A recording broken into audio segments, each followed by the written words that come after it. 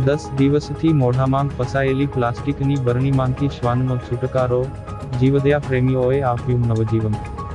ભરૂચની ધર્મનગર ટાઉનશીપ નજીક છેલ્લા 10 દિવસથી એક અબોલ શ્વાન જીવન મરણ વચ્ચે ઝોલા ખાઈ રહ્યું હતું, કારણ કે તેના મુખમાં પ્લાસ્ટિકની એક બરણી મજબૂત રીતે ફસાઈ ગઈ હતી।